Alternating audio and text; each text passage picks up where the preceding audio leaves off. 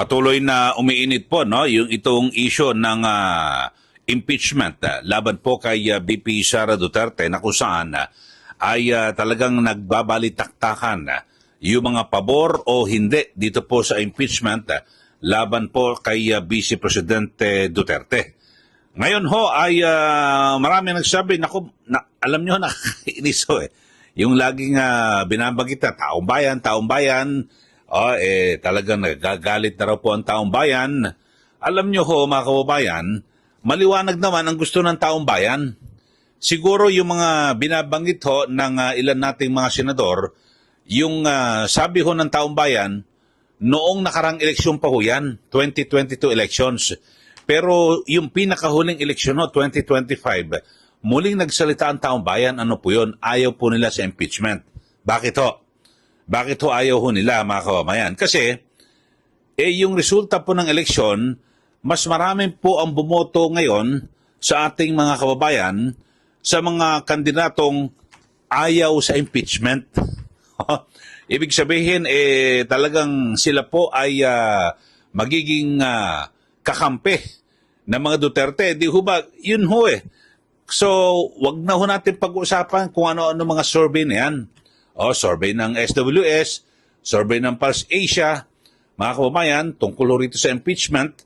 Bagamat yung sa Pulse Asia, mga kababayan, talagang ako, mas naniniwala ako ron na, di ba, yung kanilang hindi kinomisyon ibig sabihin, hindi binayaran yung sa SWS, yadba. Binayaran at kinomisyon kasi, di ba? Kinomisyon ng stat-based group. Siyempre, ibig sabihin, may mga motibo yan. At siyempre, kung nagbayad sila, namuhunan, sino ang kanilang kliyente? Di po ba? Yung kanilang kliyente, administrasyon, kaya parang lilitaw na paboro ang resulta nito hong SWS. Pero dito babalikan ho natin kasi madalas ngayon narinig ko natin ng kung sino-sino ng mga nagsasalita, dating mga politiko at yung mga abogado. Makikita nyo ho abogado Kapag ang abogado ay nagsalita na dapat ituloy ang impeachment dahil sa itong karapatan ng taong bayan na malaman kung ano yung mga kasalanan daw po ni Vice President Sara Duterte. Mga kababayan. Pero ang liwanag ho, kung taong bayan ang igagawin hong sangkalan ng ating mga politiko, nagsalita na po 2025 elections, yun na po, tuldok, ang lakas ho ng tuldok, na kung saan ayaw po ng mga nakararaming Pilipino ng impeachment. Kasi divisive talagang yan po yung makapagwawatak-watak sa mga mamayang Pilipino at maaaring maapektuhan ito hong issue. Siyempre, ito hong usapin na may kinalaman na alam nyo kasi pag yung impeachment na ho yan, mga kababayan, ay mahahati po yung trabaho ng mga senador. Ibig sabihin, kapag nagkaroon po na impeachment court, mga kababayan, tigil muna yung trabaho nila sa pagiging mababatas. So, matitenga hulat. Ang dami ho ng mga panukalang batas na dapat na aksyonan ng ating mga senador, mga kababayan. Pero dito ho, so total, nagsisisihan na rin ho sila, mga kababayan. Ang sabi ho ng ilang mga kongresista ng Makabayan Black, meron daw po silang naamoy na malangsa. Ibig sabihin, may mga plano, di umano, ito pong dyan po sa Senado. So, nagbabatuhan na po sila ng akusasyon. Ito, paroorin natin, mga kababayan. House members already losing patience with the Senate for the delay in the start of Vice President Sara Duterte's impeachment trial. Members of the Makabayan Bloc slammed Senate President Chis Escudero for moving the presentation of the articles of impeachment to June 11. ACT Teachers Representative Franz Castro asked Escudero if his move was in retaliation for the House passing the articles on the last session day before the elections. Something fishy. At nakikita natin na paghahanda na ito doon sa mga gusto nilang mga position ba o sa 2028, etc. Kaya unahin nyo naman for the first time ang taong bayan at wag yung mga personal na mga interest nyo. So wag nang mag-deny si SP na talagang meron siyang pinaproteksyonan, meron siyang balakin sa mga susunod na mga panahon. So yun ho mga kababayan at puro taong bayan ha. Unahin nyo naman ang taong bayan mga kababayan sabi ho. Eh alam nyo ho kapag ito sa impeachment ho ako wala akong pakialam ho kung ano ho ba magiging hatol dito kay BP Sara Duterte. Pero alam nyo ho magkakawatak-watak ho ang mga Pilipino eh. Di po ba? At kung ating susumahin ho ngayon, yung bilang wala ho yung wala hong sapat na bilang na kung saan ay para makonvict o mahatulan ito pong si BP Sara Duterte. So bakit pa tayo hantong sa ganon? So wag yun lang mga kababayan, no? Pero wag niyo na hong gamitin yung mga taong bayan kasi nagsalita po taong bayan noong 2025 elections eh. Kaya nga maraming natalo sa alyansa eh. Kasi ang gusto ng taong bayan wag hong ma-impeach at ituloy yung impeachment trial dyan po sa Senado. So, yun lang ho. Ako, binabasa ko lang ho yung resulta ng eleksyon. Hindi ko po invento yan, ha?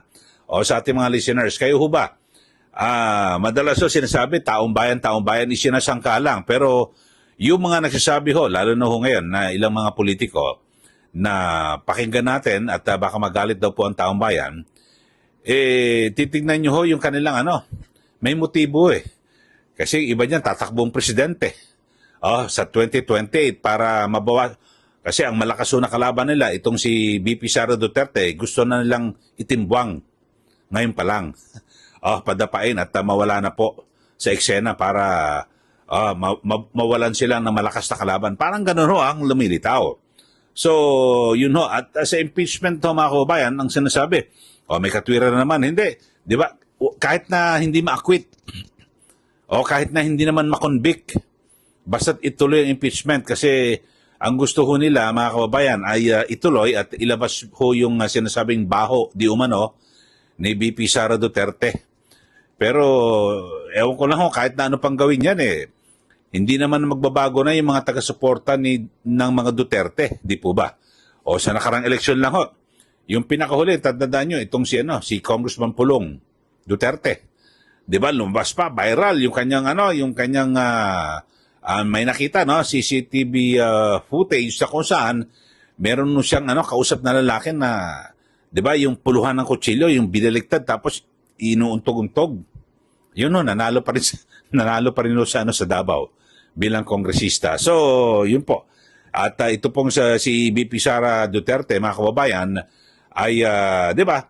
Yung mga nakaraan nagmura, talagang 'di ba, galit na galit at kay Pangulo Marcos Jr.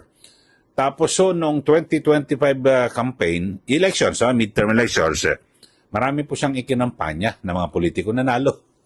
so ano ibig sabihin ho nun? So baliwala ho sa tao kung ano man yung mga ginawa. So dito ho, ewan ko lang ho kung magbabago ba ang paniniwala ng mga kanyang taga-suporta yung lalo na yung mga tinatawag na DDS, yung mga die-hard Duterte supporters. Magbabago. Kayo ho ba yung mga suki natin? Marami tayo suki rito, mga maka-Duterte. Kayo ho ba, magbabago ho ba ang inyong pananaw, pagsuporta dito po sa pamilya Duterte at ngayon ho, kay BP Sara Duterte, kung matutuloy ang impeachment at ilalabas yung mga sinasabi na di umano, paglustay, ganito, etc. Tapos numbers game naman ho yan, maabsuelto. So, bakit pa? Para kay? Yun lang naman ho, mga kababayan. So, ito, may belta ho si Senate President Chis Escudero kasi parang siya po ngayon ang pinagkakaisahan at pinagtutulungan ng lahat na siya ang dahilan bakit ho naantala itong impeachment laban po kay BP Sara. Ito, pakinggan ho, panoorin nyo ha. Senate President Escudero shot back by saying it is the House's fault that Duterte's trial is now on a standstill or may not even see the light of day. Pwede bang irally ko rin sila ng 4 na buwan o hindi nila inaksyonan ng impeachment complaint? Kung sila mismo ay hindi nagmadali, inupuan at pabanjing-banjing sa mahabang panahon. Sino naman sila para madaliin kami ngayon? At the right time, it would be put to a vote. Ano man ang pagpasya namin, hindi pwedeng itali ang kamay ng susunod na kongreso. So yung susunod na kongreso, ano man ang gawin namin, wala man kaming gawin. May kapangyarihan, pagpasahan yung parehong issue pa rin. So, depende sa mangyayari. Okay, so yun po ang buwelta naman ni Senate President Chis Escudero na kung saan binabanggit niya, inupuan din ho yan sa Kamara eh. Tapos ngayon, mamadaliin nyo kami. So, yun po ang kanyang sinasabi. Well, nasa tao, laging sinasabi, taong bayan. Ako naman ho, nagsalita na po ang taong bayan noong 2025 elections at nakita nyo naman ho yung resulta ng eleksyon. Siguro yun na po, wala lang ibang mas higit pa sa mga survey na yan, kundi yung election po, di ba, na resulta noong 2025. Kaya nga sabi ni Pangulong Marcos Jr., marami raw po sila natutunan sa nakaraang eleksyon. Yun ho, di ba, marami yung mga sorpresa na nangyari sa katatapos lang po na eleksyon. So abangan ho natin kung saan ho patutungo ito hong patuloy na debate ho dito sa impeachment trial, kung matutuloy ho ba o hindi. Ito hong paglilitis laban po kay BP Sara Duterte. Pero ako naman ho, yun lang ho. Siguro basta't manaig ho kung ano ang kagustuhan ng taong bayan at ano ho ba ito. Kasi yung mga bagong senador na ibinoto ho ngayon, yan po ay may mga bagong mandato sa taong bayan at sila po ay kakatawan diyan po sa Senado kung ano man yung kanilang magiging posisyon na hakbang, yan po ay sasalamin sa tunay na damdamin ng sambayanang Pilipino. So sa ating mga taga-subaybay, ano ba masasabi niyo ho rito sa impeachment ito, pinagtatalunan? Naku, ang dami ho.